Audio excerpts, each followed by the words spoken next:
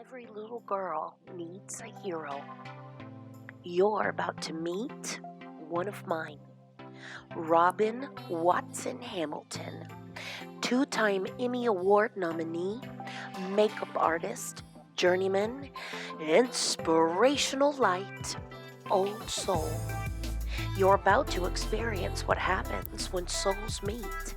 Settle back, get comfy, because Spirit Posse, Spirit is about to speak.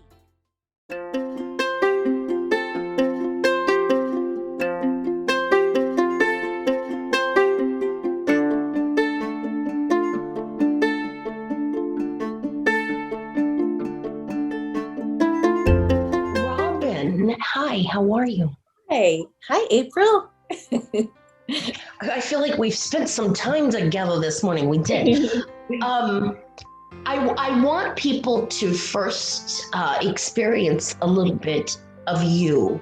Who is Robin? What is it? Who are you? I'm an artist and a storyteller, and I'm a student of people and a lover of the human condition in all of its forms.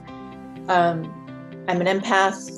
I'm a spirit having a human experience. Yes, you are. And I love looking at the work that you've done. I love, even following you on Instagram, your cats. I don't think a lot of people know a little bit more about the Robin behind the work. Yeah, I relocated to Canada during the pandemic. I was in New York City for 21 years. Oh, wow. That's where my career really thrived, and where I thrived and where I grew a lot because of living in New York. New York is one of those places and one of those experiences that brings out the best and the worst in people. And it really, I can see that. It challenges a person to become who they really are. And it did. And fortunately for me, I watched myself and experienced myself evolving into somebody that I actually really liked and still do. And I liked the person that New York helped me become, professionally and personally, spiritually, the whole thing. You can see that in your work, though. All the pictures of you working on people, you're not working, you enjoy it. Oh yeah, absolutely. Yeah, and I've always had animals in my life. I grew up with animals. I always feel the need to have that little energy in my home because it's a sweet energy. And cats, cats have very specific jobs here on Earth. Yes, they do. They clear a lot of our energy when it gets really funky. They know their jobs and they do their jobs really, really well. So I've always had cats. Growing up, the dog slept in my sister's room and the cats slept in my room. And I read once that in ancient Egypt, when they would build a home, before they would decide what room would be what, they let the dog and the cat in. And where the dog would lie down, the room would become the bedroom, and where the cat lied down, the room would become the altar. Interesting. So I do have my husband and I have two cats now, Garth Hudson Hamilton and Levon Helm Hamilton, because my husband names all of our animals after famous rock musicians. I love it. I love it. And they're beautiful little souls. They are, and I love that you share them. So many people don't share their animals enough, and then there's some that share way too much. Isn't that what the internet is? It's for cat videos, isn't it? Mostly. Oh, it is actually very therapeutic, technically. But your two are really adorable. I think that's kind of how we connected, really, through our cats. Isn't that funny? We had similar cats, tuxedo cats. So what drew you to do this as a profession? I think I had a fascination with people's faces and what you could learn and what you could experience just by looking at someone's face, not talking to them, even just by looking at their face. And as a kid, I would pore over my grandmother's old portraits of our family, the black and white portraits. And it was when people had to stay really, really still for the photo.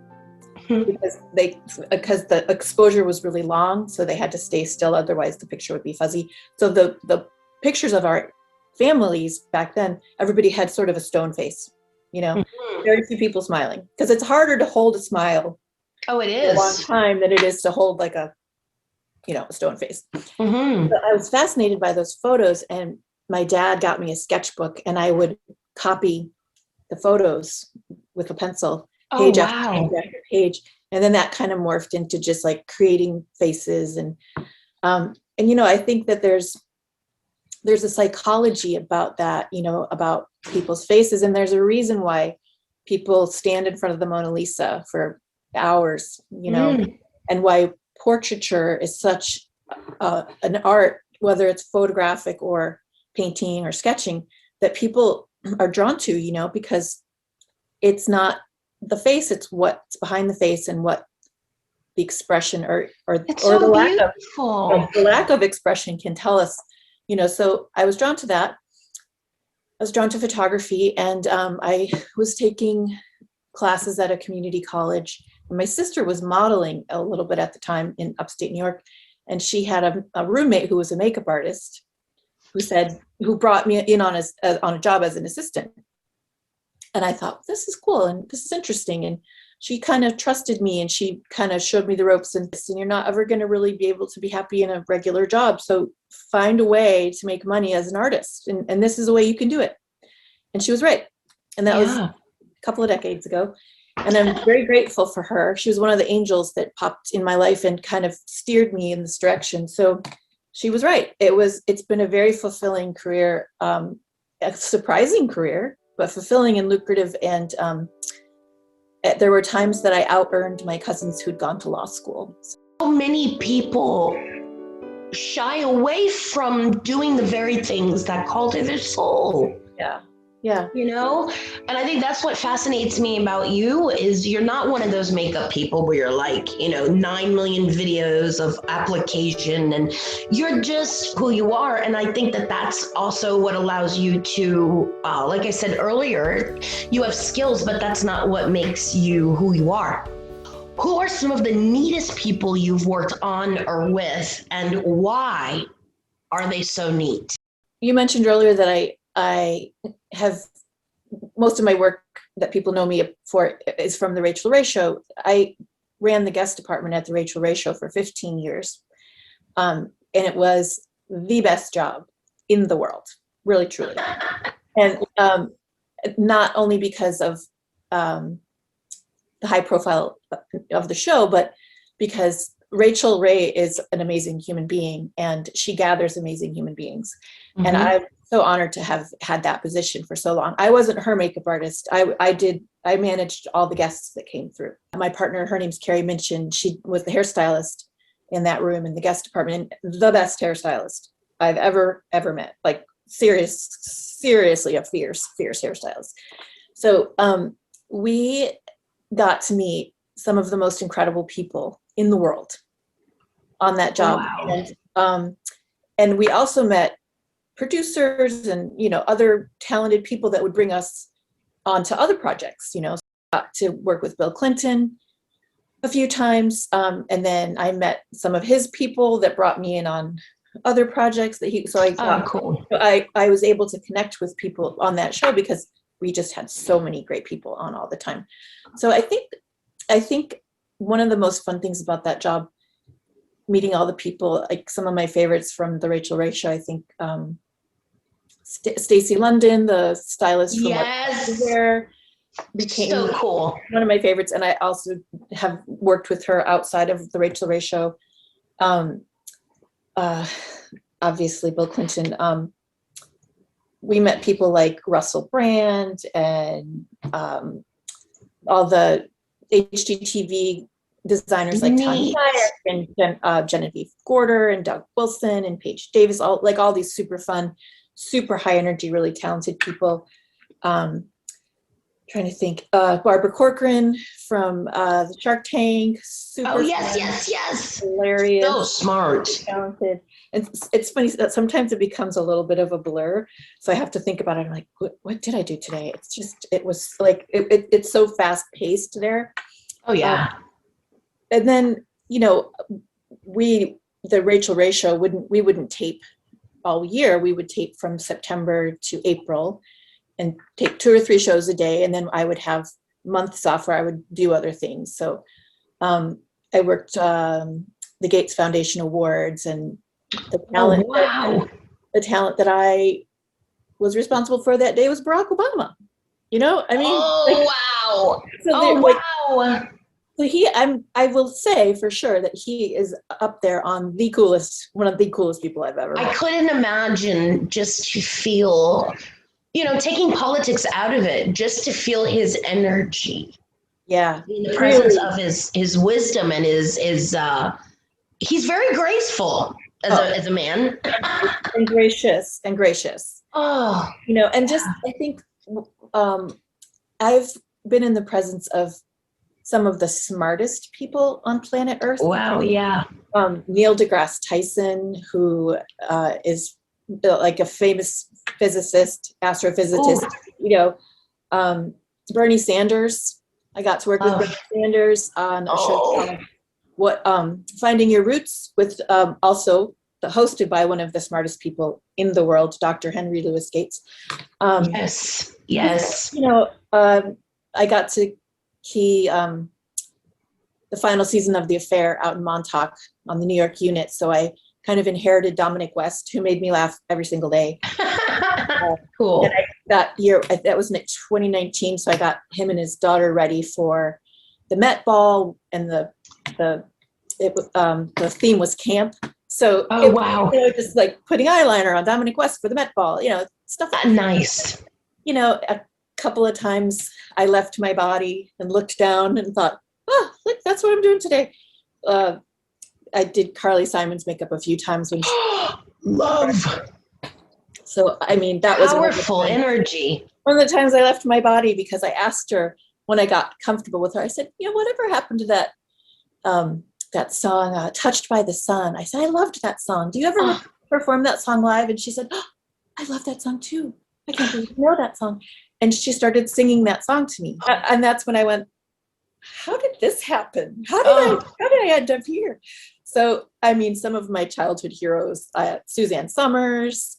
Love, yes. A pilot with her, where she actually brought cats on. Really? Yeah, because she's a cat person. And her husband was there, and my husband was always a fan of his because he's Canadian, so like all these kind of full circle moments. I mean, I've lost count. I worked on a documentary where I was Sir George Martin's groomer. He was the Beatles, and actually that was the documentary I met my husband on. Oh wow! The list could go on. Bruce Springsteen, Linda Ronstadt, Billy Ray Cyrus, the Eagles. I love how you glow and you enjoy it, and I think so many of us are taught to not enjoy the level of success that we attain. You're enjoying it, and people go, I can't brag about it. It ain't bragging. This is pretty amazing, and I love my life. I mean, I don't know why we're not allowed to shine and enjoy. And, when I was in it and just doing it, it was just what I was doing. It wasn't like, oh my God. It was like, okay, this is my guest list. And on my guest list today, I have Sylvester Stallone and Brad Paisley. Okay, great. You don't realize how big it is until you step away and look at it from a distance, and then you're like, oh wow, that's what I did for those years. That's amazing. It is. But when you're in there, you're just in there. People ask me all the time, like, what are they like? What are the celebrities like? They're just like us. They really are. They're just like everybody else. It's just that what they do is more public and more it has a bigger platform than what other people do. Right. What they do very well, and they have public. They curse and they eat foods. Yep. And when they sit in my chair, they want to talk about the same stuff that we talk about. They want to talk about, the book they're reading and what they had for dinner last night. You know what I mean? Like, they talk about literally exactly the same stuff that we talk about. They talk about recipes. They talk about gardening. They talk about the flat tire they got or the train that got stuck. A lot of people ask me when they find out what I do for a living, aren't you nervous when you meet them? Well, maybe the first couple of celebrities I worked with, I was nervous until I realized that the energy that you bring to whatever job that you're doing is very, very important, because the people that you're working with or on are going to respond to that energy. Yes. Just like I respond to their energy. So if I approach somebody and I'm nervous, they're going to get nervous. They're already nervous, whether you go on television for the first time or the 100th time or the millionth time. Oh, yeah. You're still nervous. People are still nervous. So if I approach them with being nervous, they're going to get more nervous and it's going to be a disaster. So I try to approach them very calmly. I'm going to be responsible for the energy that I bring into the room, and I hope that everybody else is too. And I'm going to do my best. I'm this close to you. Yeah. Right? So I'm right up in your nervous energy. So I'm going to do my best to get you quiet and get you confident and make you feel good. And that's why you're not the regular makeup artist. See, I know people are watching and hearing this, and it's like, that's not average. It's amazing. It's very old soul stuff. Thank you. How did it feel to be recognized for doing what you love? It was amazing. You know, it really was. It was a great experience. Carrie Minchin, who I mentioned, she and I were personally nominated in 2012 and 2014. In 2014, we went to the ceremony together with our husbands. So CBS put us up in the Beverly Wilshire Hotel, and they got us a big black car and took us to the red carpet. And we dressed up and we did each other's hair and makeup. Cool. And I'll tell you, walking down that red carpet was terrifying. Really? Because I'm the person that gets other people ready to go do those big things. I'm not the person that does the big things. I get you ready and get you confident and get you out there shining. I'm the one that's just like, yeah, cool. You looked great. You looked amazing. So you turn the tables, and suddenly I'm like, a little bit of a deer in a headlight. It was really, really fun though. It was really fun, and it was a great honor, really a great honor. And I have the little nomination certificate up on my wall in my office. So. People don't really realize, we're like, they have great skin and they have an amazing makeup artist. What were some of the most vulnerable moments for you as you grew your career? Applying to the union was very scary, but I did it anyway. So there is a union because I saw you are a journeyman. Yes. So there's a union for makeup artists. Hair and makeup. Yep. Wow. So it's under the umbrella of the IATSE, which is the International Alliance of Theatrical and Stage Employees. New York is a great example of a union town. You know, there's a union for the cameramen and the audio guys and hands and the carpenters and the grips and the gaffers and hair and makeup. There's costume unions and styling unions. And so, you know, outside of the work that I do at the Rachael Ray Show, I work on a lot of the scripted shows, the episodics and film.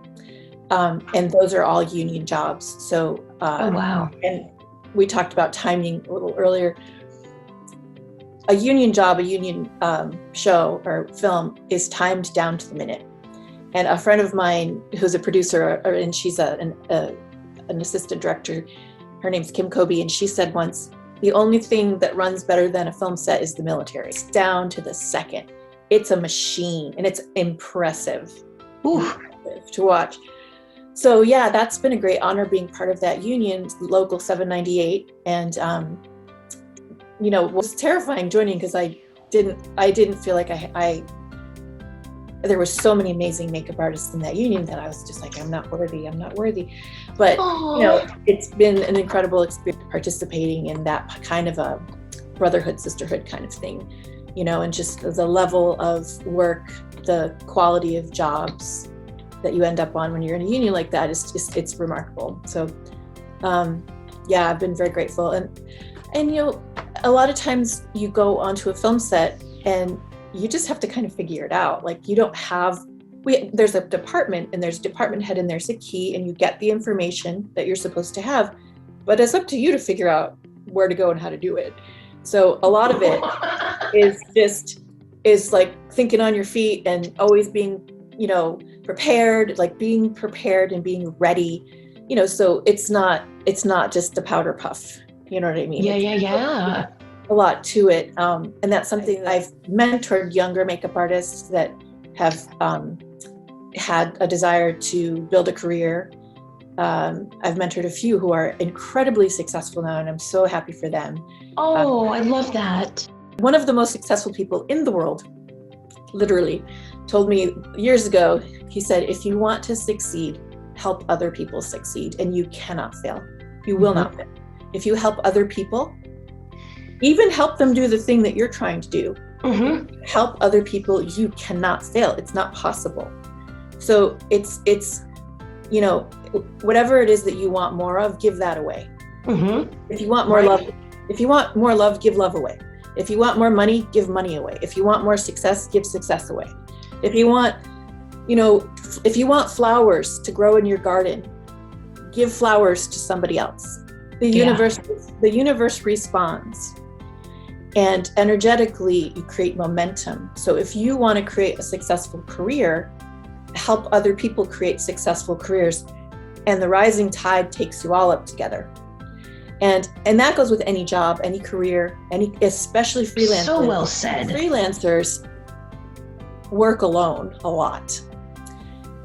Even if you're not in a union, and this can go for not just makeup artists, but any freelance kind of job, if you can find a community of people who are freelancing in and around the thing that you're trying to do, you can create community and you can help each other. It's really hard to do it alone.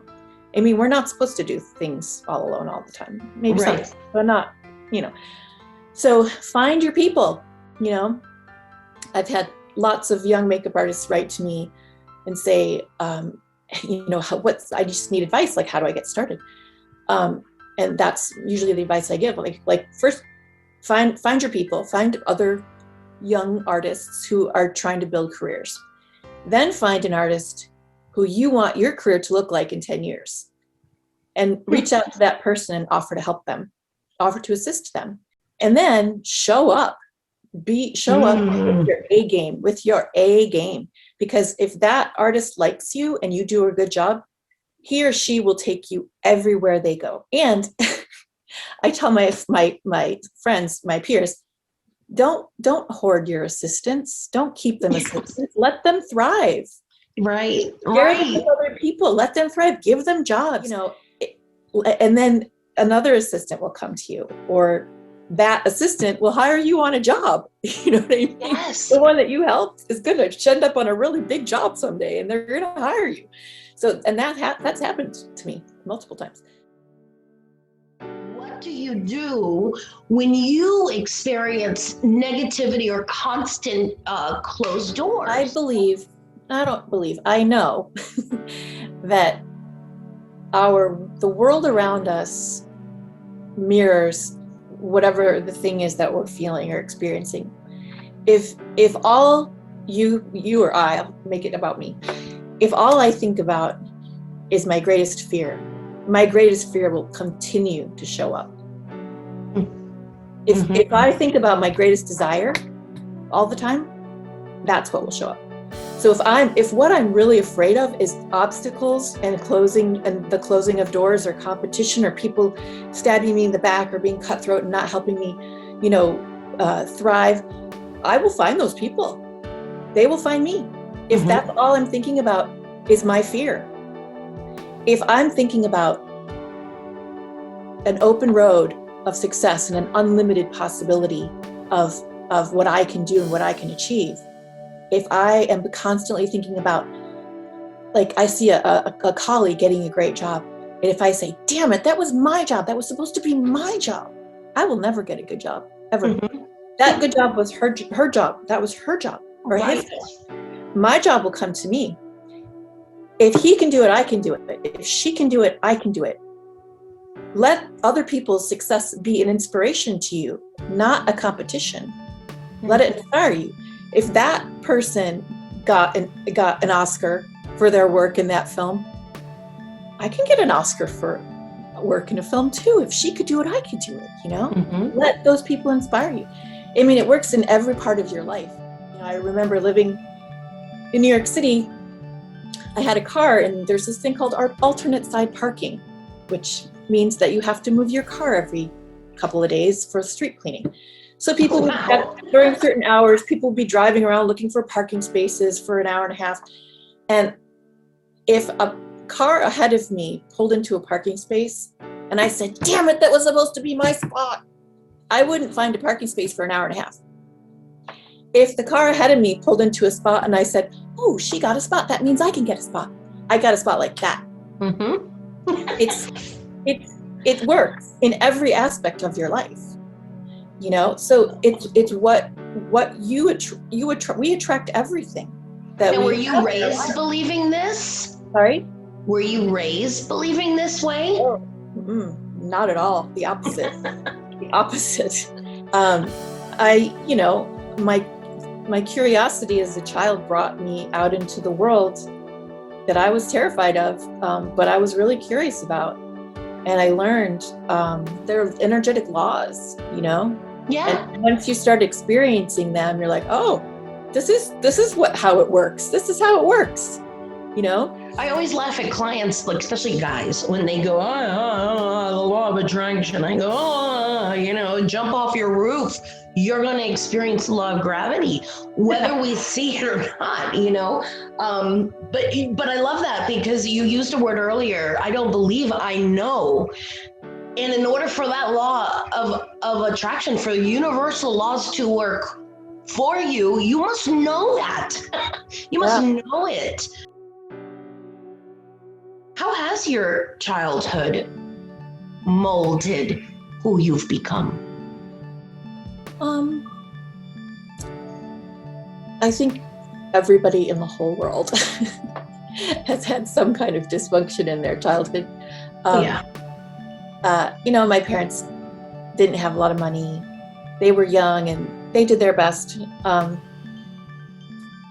I think about my parents, how young they were and how much they struggled. And all I really wanted was, I knew that I had to live an artistic, creative life. And I knew that I needed to feel free. And I left my home very early. I took my last 2 years of high school together so that I could graduate early. Wow. And I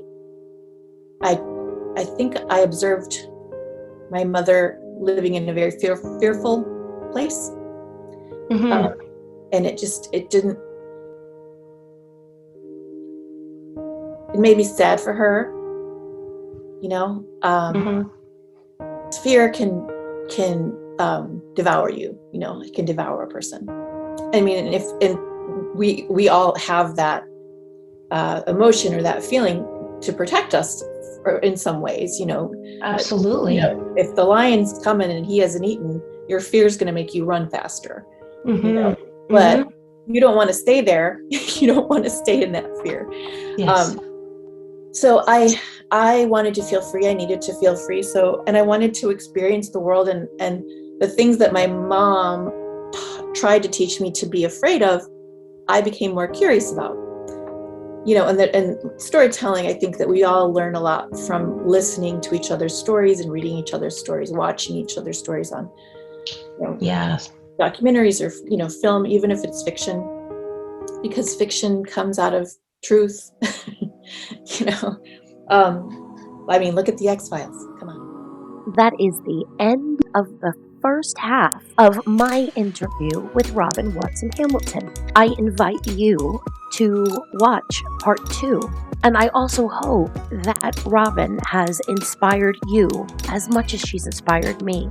Let's roll on to part 2 of my interview with one of my heroes, Robin Watson Hamilton.